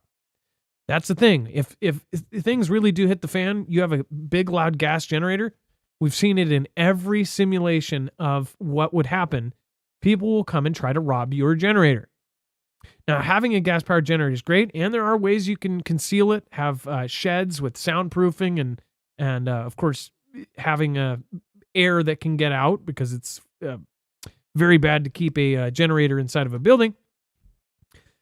But this is just a really awesome solution, and it's expandable up to 96 batteries. It is tough as nails. They are built like tanks. And again, this is the same company that's built these for the Army. The Tactical, which is the one I highly recommend, you're going to have to wait. Again, there's a waiting list. This is actually shipping out to the U.S. Army as far as the STTR Phase 2 contract. It was designed by the Air Force Research Laboratory and Energy. It's got steel frame. It has, of course, 1,500-pound latch system between the batteries. It, of course, has heaters in every battery, and it can do all the same things that all of the other ones do. It can be modded. It can be expanded. Go to marfooglenews.com/energy, INERGY, and make sure to use the code Marfoogle. It helps support us. You get a big discount, and you're supporting independent media. Dex, do you want to talk about Latvia and Canada to acquire? In fact, I have to switch out batteries, so so you can apparently do the next one too as well, Dex. Thank you. Yeah, the Canadian troops in Latvia which I didn't know there was Canadian troops in Latvia, but I guess I shouldn't assume that, because NATO is all up and down through those NATO countries, and we have troops everywhere, just like the rest of the NATO partners do. But Canada has troops in Latvia, and during a meeting with NATO allies, the Defense Minister Bill Blair announced Thursday that they're going to be now protected by a $227 million Swedish-designed short-range anti-aircraft system. Apparently, the Canadian Army that has been there for a long time, for a dozen years, has been there without any air defense to protect the ground troops from helicopters or fast-moving jets. So, just another sign. This is kind of one of those, hard to find articles, but that's one of the signs of the activities and actions that are happening there in the NATO territories, or in the territories right up against Russia, as we continue to listen to the saber rattling of NATO saying they're preparing for war with Russia. And then we hear from Russia saying they're not preparing for war with NATO, but we know even that they say they're fighting NATO as it relates to UKR. So very interesting things happening there. Just wanted to point that out. The additional spending going on even outside of our country with other countries there. And then the next thing we were going to talk about, and we got to get it on the screen. It's pretty visual. It is what's coming from OpenAI. And this notion of Sora, which is the name of this new algorithm from the folks who make ChatGPT, that's OpenAI. You may have heard of Dolly. Dolly was the engine they created, the AI engine that would create photographs and pictures. And now that's been integrated into ChatGPT. So you can ask it to make a picture and it'll give you a picture. They have now created a new system called Sora. It is capable of generating entire videos all at once, or extending generated videos to make them longer by giving the model a foresight and many frames at a time. They've solved the challenging problem of making sure a subject stays in the same even when it goes out of view temporarily. So a little bit of technical jargon there, but they're able to create a very realistic video. And we'll show you that. We're going to actually take you to their website because they've got all this stuff presented here. And I think if you, if we could scroll down a little bit, they have their demo videos there that you can see the samples they made and the text they put it in. So right there below this video, it will tell you that the one you're seeing here, which is a woman walking through an open street, and the street This is has not water real. and it's nighttime. This is a fake video. And mind you, this is the worst it's ever going to be. Okay, it only gets better from here, in the sense of, if you think that this looks good or looks bad, tomorrow, next week, next month, next year, it will be even more realistic. All they said to the system was, a stylish woman walks down a Tokyo street filled with warm, glowing neon and animated city signage. She wears a black leather jacket, a long red dress, and black boots, and carries a black purse. She wears sunglasses, red lipstick. She walks confidently and casually. The street is damp and reflective, creating a mirror effect of the colored lights, and many pedestrians walk about. That is what we see. This video looks really, really clear. I mean, you can find, there's certain things if you know what you're looking for, but if you're not looking That's for creepy. it, if you're not looking for it, it will look like a regular video. If you know that it's AI and you start trying to find the little imperfections, you can find them. Well, you want to talk about imperfections? Look at her skin. There are marks on her skin. There are little dots like blackheads. There is a stretch to the earring. The earring is pulling down on her earlobe. This is why I said people won't believe it. They might think this is real, that they're trying to say it's fake, but it's actually real. How about the reflections, Adam? Of the sunglasses on the water. No, or the reflections of the water on the street and the lighting behind it. All of it is spot on. I mean, if you look at some of the people in the background, their movements are a little off. They're blurry. Sometimes the foot movement may look like they're gliding and not actually walking, especially background images. But look, this is phenomenal for, and by the way, do you guys remember like the Tom Cruise AI video, which kind of janky? And who was it that was eating spaghetti? Do you remember the eating spaghetti video? Will Smith, I think it was. Do you remember that one? That was kind of famous. It went around. It was like this creepy looking Will Smith that was eating spaghetti. That was just a year ago. And it's stuff, a year to this, that's a short amount of time. We went from, these AI produced images that you could really tell were just kind of goofy, to now this looks almost real. Well, and think where this goes with VR, with AR, with video games. The video game video I talked about earlier is so realistic looking. Like I looked at it 100 times, and there was a glitch. There was a glitch where the cop went from being on the ground, ragdoll, just crashed into the car, and you think you're watching something that should be labeled, a graphic thing, but it was fake. As far as this goes, the movement of the jacket, this is something that animators have been trying to do for 2 decades, to get this look realistic. Look at the jacket. In fact, I'm in the way, but let me move myself over here, and then let me move over here. Look at the way that the jacket moves. Look at the skin. Look at that. And Adam, let's go down after this. Let's scroll down to the next one that looks like a Western town. And there's a little right and left arrow button above it. We can scroll through a few of the images, but this first one, it's just all they said, very simple. Historical footage of California during the gold rush. This could be a scene out of a movie. Like, this is a drone shot.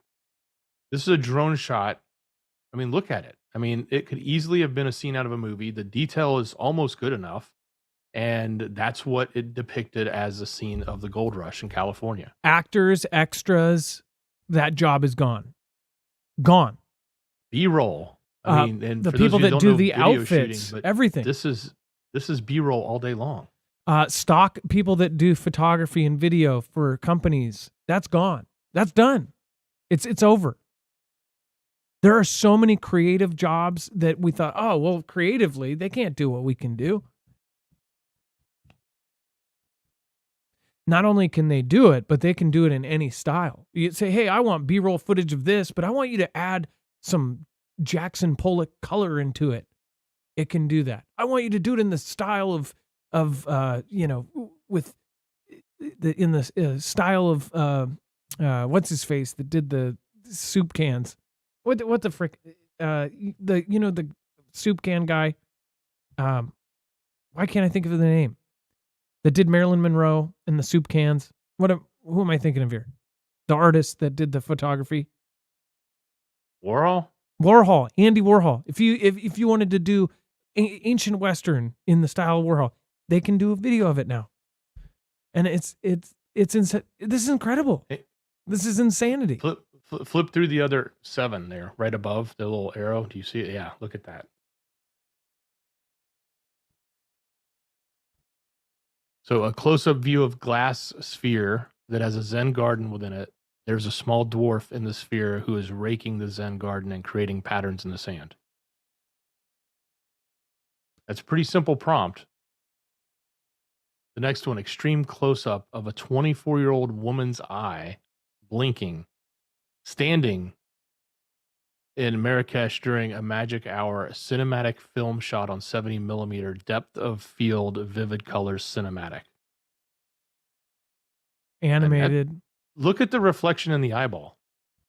Oh, I know. There's Marrakesh in the background. And if you zoom in, you can see not only the small, tiny lines of the actual eyeball and the iris, you can see the details in the eyelashes, in the skin. They got skin down instantly.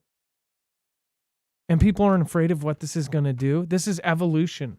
We are watching evolution happen. If this isn't truly just they actually videotape, they have the liquid of the tear duct. How does AI do this? This is playing God. I am blown away. And I'm sure a lot of you are as well. It looks like drone footage. What is this? Like, this isn't real. A beautiful homemade video showing the people of Lagos, Nigeria in the year 2056. This isn't Watch real. the hands. That's the big giveaway right now with AI is the hands. You'll see, if you ever see the hands, that's how you can sort of give it away. If they're supposed to be clapping or waving or doing something, they'll be moving really weirdly. Do you see this kid? Do you see these people? Now, her in the background, her hands are weird. They're like this. And you know what's really freaky about this is that artists in general, anybody who paints, anybody who does drawing, hands are the hardest thing to draw. People spend decades learning how to do hands. It's a known fact. Hands and feet are something that proportionally, it seems like it would just be easy, but it's not. It's something that if they're not right, then it throws off everything. Just like if doing eyes right. If eyes aren't right, people can just like on figures of uh, accurate collector items, if the eyes are off or anything about a face, then it doesn't look like that person. With hands, that's something, and this is what creeps me out, is like this AI is like a person, right? And they're learning to do hands. And over time, they're going to get better at these hands. They're going to be able to do everything and anything for the entire planet. This looks so absolutely unbelievable. Unbelievable. This is going to be a Hollywood film. Check out the TV wall. It's insane. It is insane. Little foxes with 2 legs, apparently. Oh my gosh. My red pandas. Daughter would love this. She loves that Red movie. So the TV walls, the camera rotates around a large stack of vintage televisions, all showing different programs: 1950s sci-fi movies, horror movies, news, static, 1970s sitcom, etc. inside. So it's creating a large each one. New York museum gallery. If you wanted to create this shot, you know how expensive that, you know how difficult it would be and expensive it would be to stock create footage this shot as a film, as a filmographer, or if you were to license this, it would be a fortune because it was expensive to make. I mean, finding all that old equipment, making it work, getting footage on it, or paying to have it generated on it. Yet, 2 sentences and now you've got the footage for free or for a small subscription fee, whatever they're going to charge. By the way, this is not available to the public. They're holding it into what they call red teams. Red teams is their term for their close-knit partners or close-knit testers that are trying to find all the flaws in it and make sure that it can't be abused to do, creating political figures or stuff like that. And there's a couple of small number of experts or creators or whatever they've termed them in certain fields that they've given early access to, but it is not available to the public yet. Everybody agrees. Everybody is, I guarantee that the same reaction is going on in the audience as I had with this. Like, it's shocking. It's like, you hear about it for so long and now it's going to happen. Somebody, who was that said, if you think you're being lied to now, just wait, right? Think about the wag the dog line of thinking here. Think about they can create anything. They don't need a whole stage. They don't need extras. They don't need liabilities with loose strings of extras that might act to do some fake event. They don't need that. They can generate people that don't exist.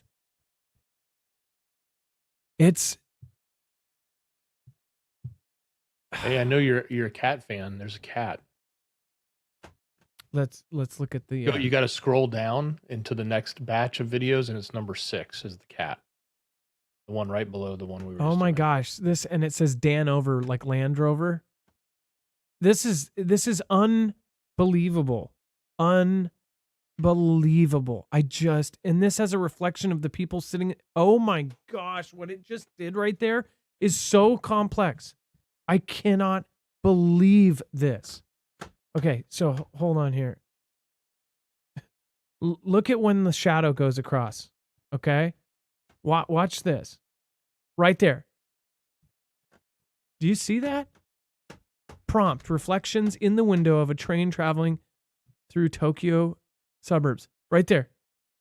It not only created... Oh my gosh, this is so insane. This is so insane. Look at that. I'm just so blown away by this. And each house in the background, the reflections, the ray tracing, whatever is going on back there, it's insanity. This looks like think about all the drone operators out of the business. Think about everyone that is going to be out of business. Oh my gosh, underwater. This is such hard tech to do. You don't have to be an expert to understand that if you are going to do this graphically for a movie and make a fake scene that looks real, this looks real. This is done automatically. This is done by a system that now exists. How are you going to tell? That is real right there. I'm so scared for our future. And guess what? Well, say this isn't. Say this is absolutely fake and they're putting it out as real, and they say, well, we'll never give the public access to this, right? But this exists. If they did release something like this, they could say, well, we need everybody to put your exact identity. If you want to use the internet, this is why. Because otherwise, we need to have a system to where they can identify every single person that posts, because if somebody posts something bad, it could be really bad. This is what Nikki Haley was talking about. Hey, we need everybody that uses the internet to put their full name, everything, their address, their location, everything. That way, everybody will use the internet properly. Forget about privacy, right? This is paper airplanes. This is just over the top. I am so blown away by this. It is unbelievable. You gotta see the dogs, which you haven't even made it to the cats yet. The dogs are below where you are. They're the last ones. But then they also have they have 5 of them that are mess ups. So you can see how AI actually screws up too. Like it does weird things. Well, first of all, it's just the left paw, right? It's the left paw, but then the left paw turns into 2 paws. Watch. Yeah, that one's a screw up. Yeah, sure. Screw up, and then boom, watch. But forget the paw. I mean, even the cat itself with the fur and the lighting and everything, paw aside. Right? The woman. I mean, that's why did it add that she's like basic? Like,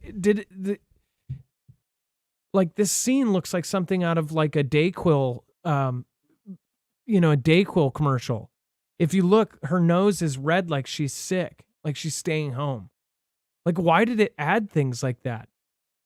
It's got weird hand down here, and then it looks like her arm. It actually looks like she has a nub for an arm.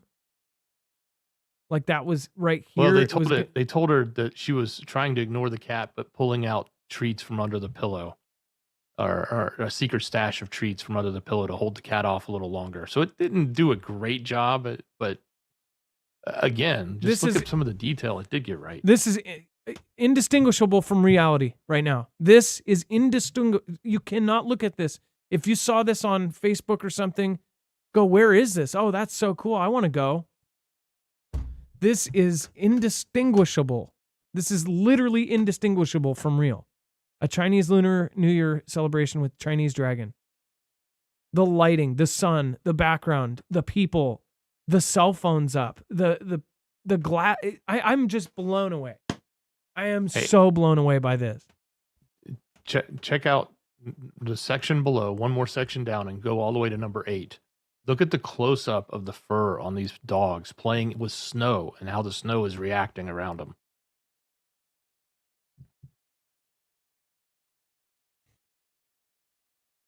A time lapse.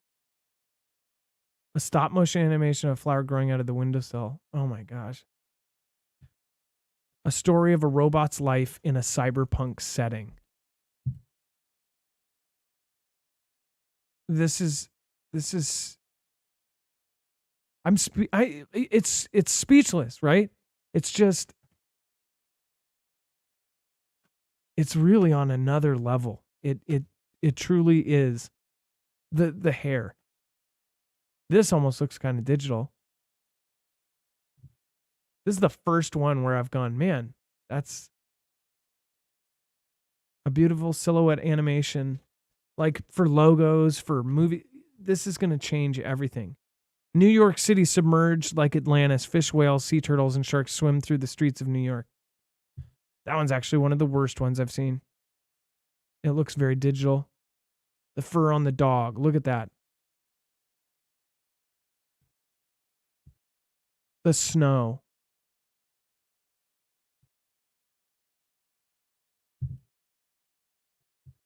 And if they have this, they can unlimited just make things. Just type in a prompt and it does it. Imagine if AI was sentient and then made videos and it said, you know what, I'm going to make the president saying this or that. Like that's going to be the debate here soon. Or it just makes fictitious people that we think are real because we never see them in real life, but they make it look like they're all over the place in real life. Before you know it, we're following a non-existent person. We have to move on. But man, just go and check it out for yourself. This is why we are terrified of the technology. It is really, really over the top crazy. Winton Dupree, how do we know that you and Dex are not AI versions? Because we're not. We're just not. Okay.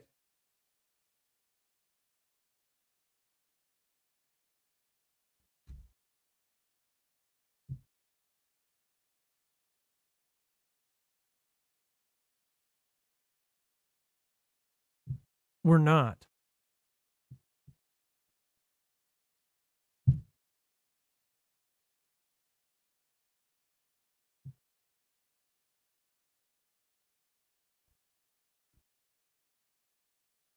Scientists try risky air and water experiments hoping to stop the great change. And again, the great change is the great weather change, right? Scientists desperate to stop or reverse the great change are dumping chemicals in the ocean and spraying salt water in the air. What can go wrong? Dex, so again, this is something that a lot of folks have talked about over the years. Now, apparently they're calling for it.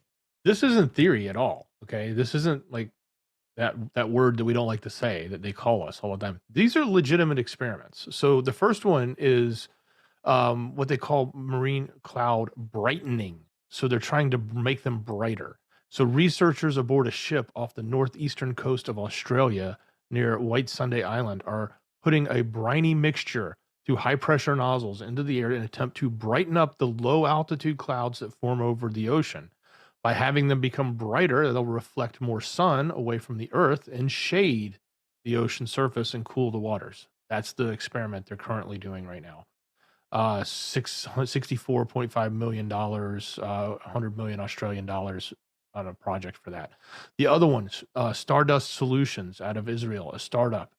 They are testing to disperse things at the 60,000 foot layer, particles, reflective particles. They're going up 60,000 feet in the air, and they're putting them up to do the same thing, to basically reflect sunlight away as an experiment.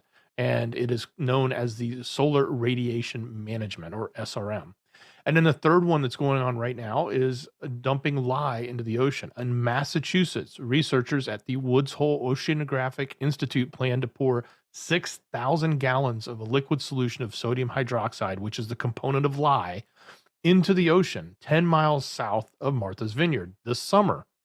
They hope that the chemical base will act like a big tablet of Tums, lowering the acidity of a patch of the surface of water and absorbing 20 metric tons of carbon dioxide from the atmosphere and storing it safely in the ocean. Wow.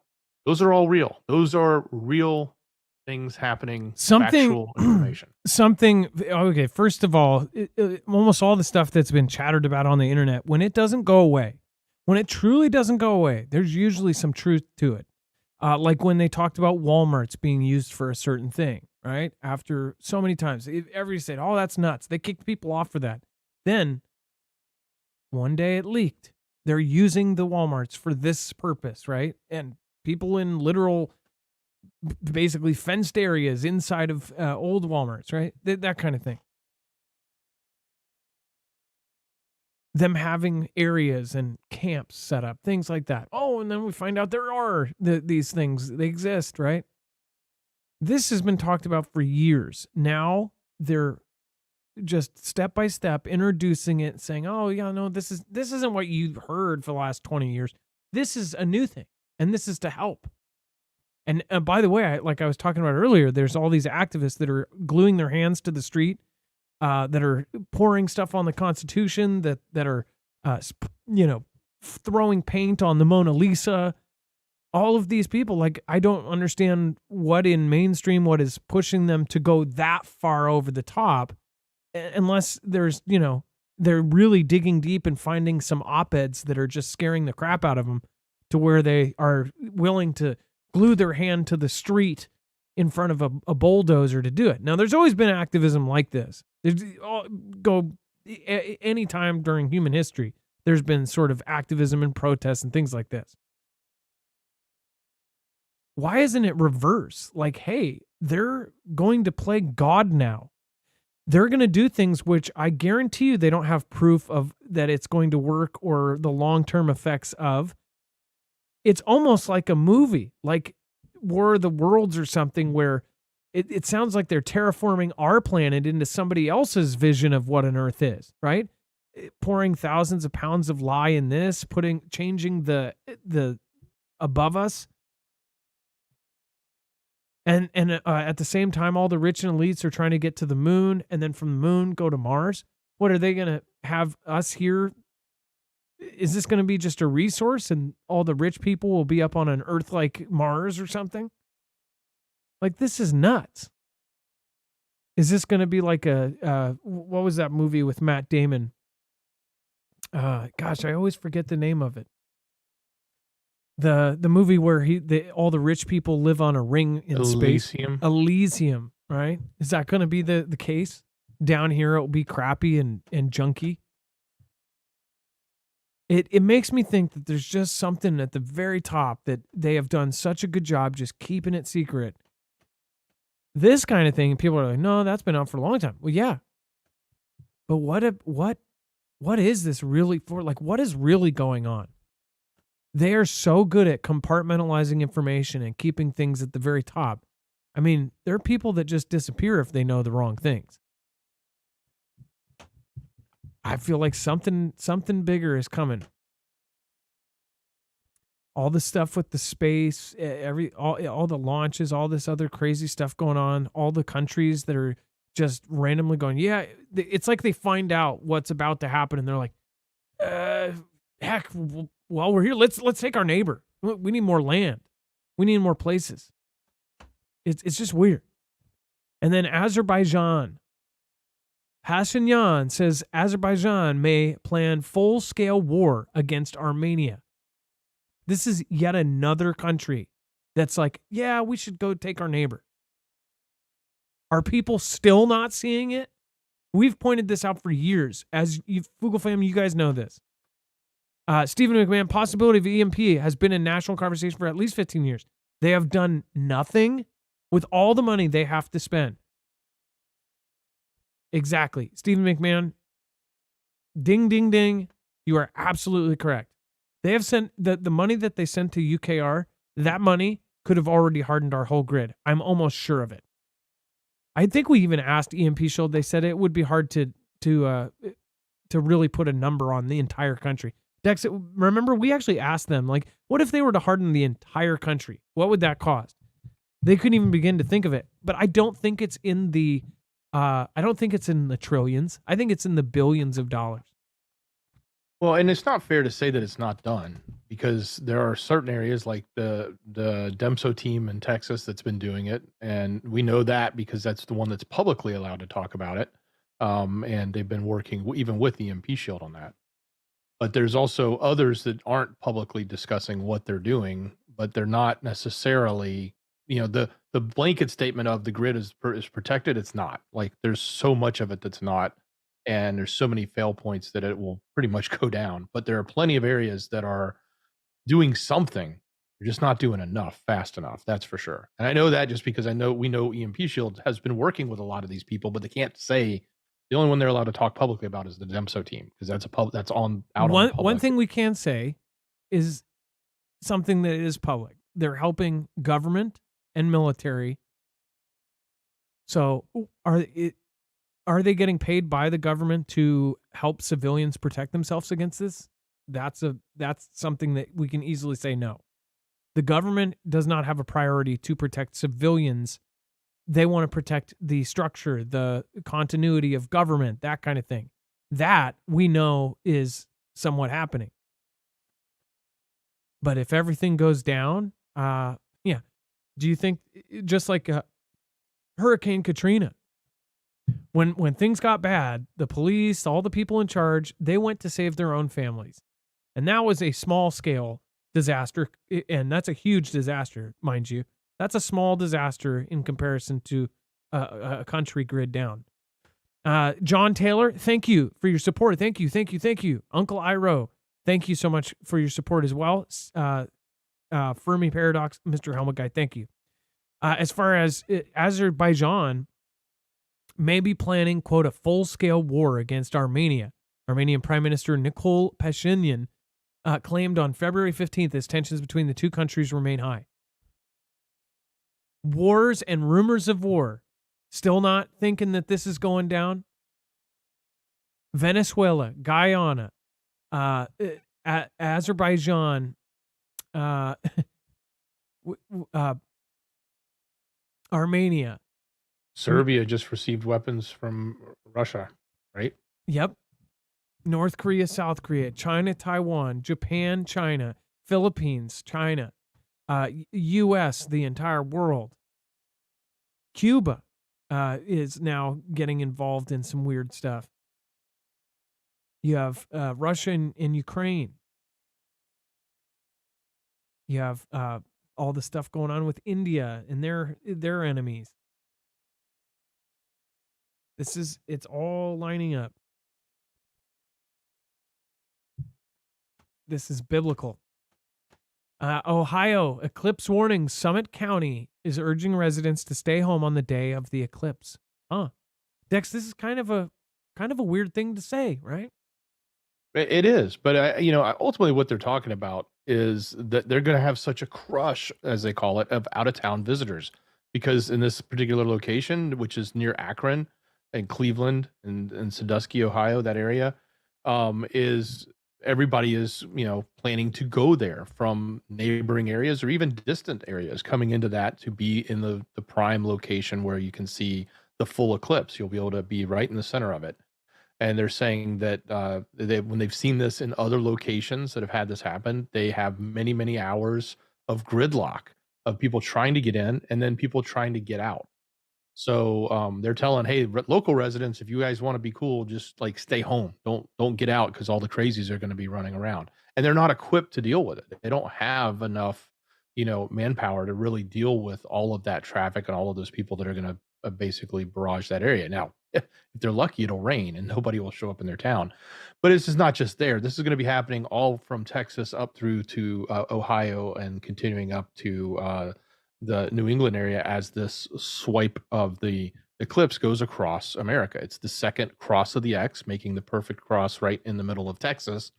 I think it's even going across the line where Eagle Pass is and Boca Chica and others. So it'll go dark for a couple minutes. Everybody will run across. Yeah, exactly. But it's coming up. It's April 8th. And this is just the first one I've heard of that they actually put out a warning. But I imagine you'll see other towns do the same thing. Hopefully something bad doesn't happen where as it goes dark, they know they have possibly millions of people going to this one place. Some sort of bad event that they've been warning about, something like that happening. Hopefully that is not the case. I know that they are on high alert there because of how many people are going to be in and out of town. For those that I totally understand, because there's a lot of folks that go, yeah, never a straight answer. Well, the fact that like NASA, look, it has a little badge here. Data provided by NASA's Scientific Visualization Studio. Now, mind you, their thing for that is like, well, we make a lot of graphs and we make a lot of animations basically showing people science, right? But this is one of the arguments for folks is like that NASA puts out fake stuff is because they have their own wing of like animators and fake photos and what do they call it? Not compilation, but composite editors that put pictures together to make a picture, right? Folks have talked about the visualization studio. It makes people wonder if some of the photos they say are from satellites are from, editors. And gosh, what could they do now as far as convincing people that something is happening? Forget Bluebeam. They could show us on video. They could show us on TV that aliens are invading, like War of the Worlds, with this AI technology. It's nuts. The lunar lander was deployed. SpaceX rocket launches U.S. spacecraft towards moon.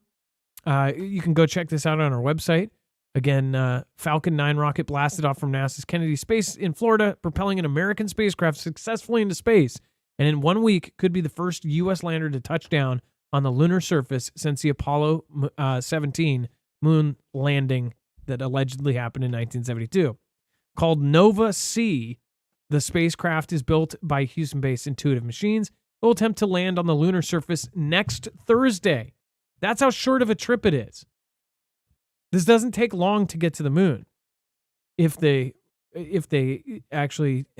happens, this will be the fourth attempt to reach the moon after the 3 other failed attempts, including one by a U.S. firm. But yet we could do this before we had high-tech computers. Before we had all of that, we were able to do it with people multiple times, allegedly. That's just crazy. Another by a Japanese company and a third by an Israeli nonprofit. All of them failed. The Israeli crash one we talked about. And we also talked about why all these places are actually going to the moon. What is happening right now? It's quite odd. And then this is the lunar lander. This is a video. This is of the lunar lander being deployed.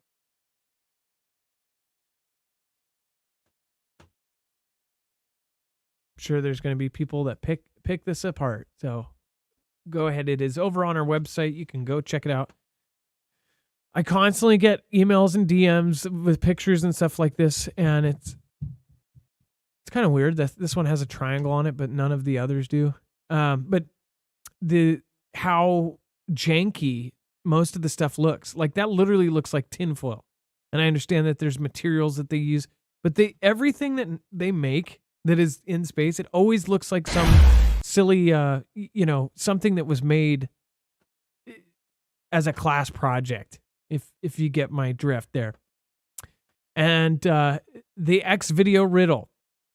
Dex, do you want to explain the X video riddle? Well, let's everybody take a moment and look at this video first before we give it away. But can you see it? What do you see?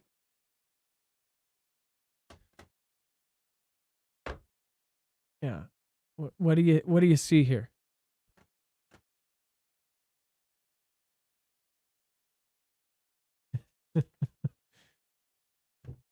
Give you a little clue here. See here. Give you a little clue about this. Yeah, I'm gonna play it one more time. If you're thinking like microscopic, this or that, turn your phone sideways. You got it. Take the TV on the wall and rotate it. Yeah. Or turn your head. You just turn your head, yeah.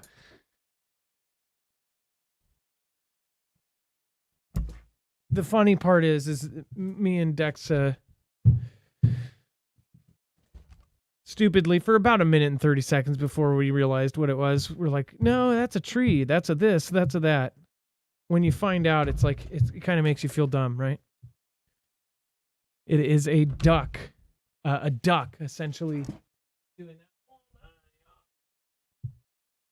Yeah, just look at it sideways. It's reflecting in the water. Turns around, then moves back up again. Oh, that's the problem here. That's the problem. I got it. Yeah. There we go. Sorry. I must have put a almost dead battery in there. Sorry about that, guys. Yeah, press play so we can see it. Not the camera, but the video. I played it twice. Let's see here. Just wanted to make sure we've got this on here.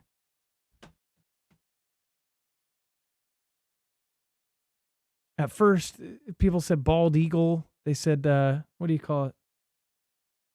They said it was a Superman. Somebody saying pump me up. Somebody said, what was it? Somebody thought it was somebody swimming very fast in a weird fashion.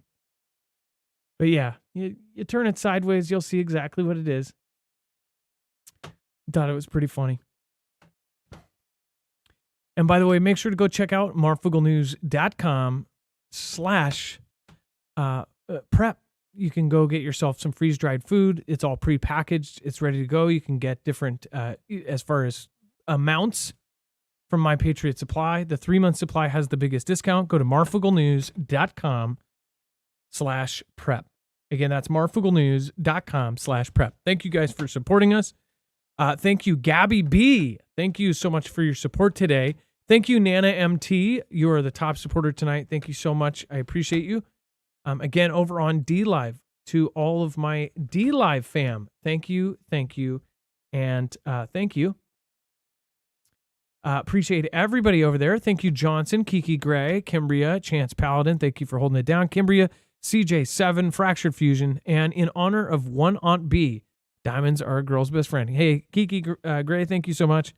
And you guys have a wonderful night. Thank you, Dex. I appreciate you. Much love. Great job, brother.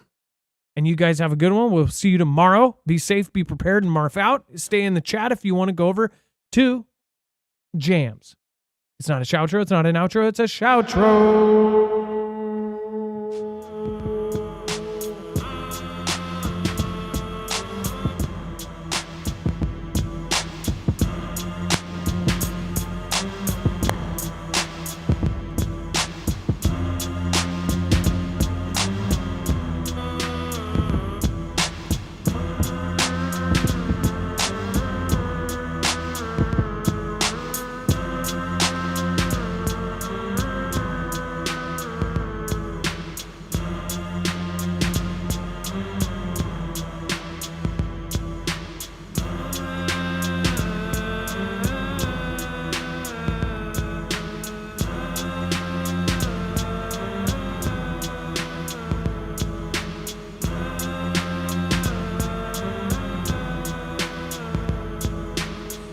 So on the way I said, never gonna go like a geeky Greg Johnson in the way.